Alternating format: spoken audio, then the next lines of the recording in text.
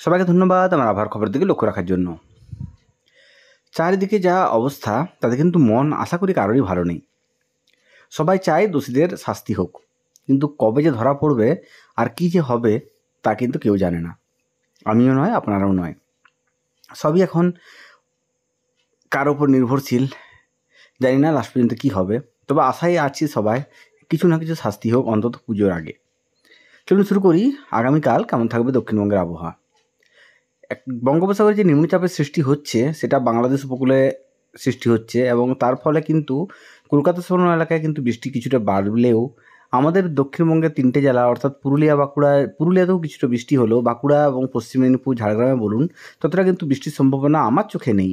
হয়তো অনেকেই প্রচার করছে বৃষ্টি হতে পারে ভালোই, কিন্তু আমি যেটুকু দেখতে পাচ্ছি তাতে কিন্তু সোমবার এবং মঙ্গলবার কিছুটা বৃষ্টির পরিমাণ বাড়লেও তাতে কিন্তু ভারী বৃষ্টির কোনো সম্ভাবনা আপাতত নেই, অন্তত এবারের নিম্নচাপে। ফলে এবারও যে চাষের কিছুটা লাভ হবে তা কিন্তু নয়।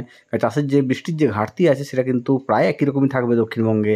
কারণ এই বৃষ্টিটা খুব প্রয়োজন ছিল, কারণ ধান লাগানো প্রায় সম্পূর্ণ। ফলে এই সময় একটা বৃষ্টি হলে কিন্তু চাষিদের মুখে অনেকটা হাসি ফুটতো, অন্তত পুরো দক্ষিণবঙ্গের চাষিদের।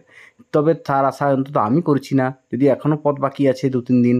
অন্তত কালকে বোঝা যাবে স্পষ্টভাবে কী হতে চলেছে আগামী কয়েকটা দিন দক্ষিণবঙ্গের আবহাওয়া। তবে এখনও পর্যন্ত যেটা দেখতে পাচ্ছি আগামীকাল অর্থাৎ শনিবার দিন সকাল থেকে আকাশ থাকবে প্রায় পরিষ্কার এবং অস্বস্তিকর একটা ভ্যাপসা গরমের পরিস্থিতি তৈরি হবে কালকে পুরো দক্ষিণবঙ্গ জুড়ে।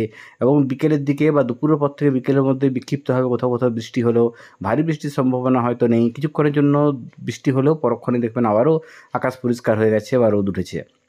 ফলে কালকেও কিন্তু বৃষ্টির সম্ভাবনা সেভাবে নেই দক্ষিণবঙ্গে।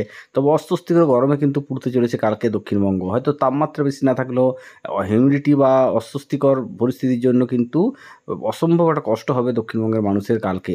যদিও রবিবার থেকে আস্তে আস্তে আবহাওয়ার কিছুটা পরিবর্তন হবে, কারণ রবিবার দিন একটু বৃষ্টির পরিমাণ বাড়বে।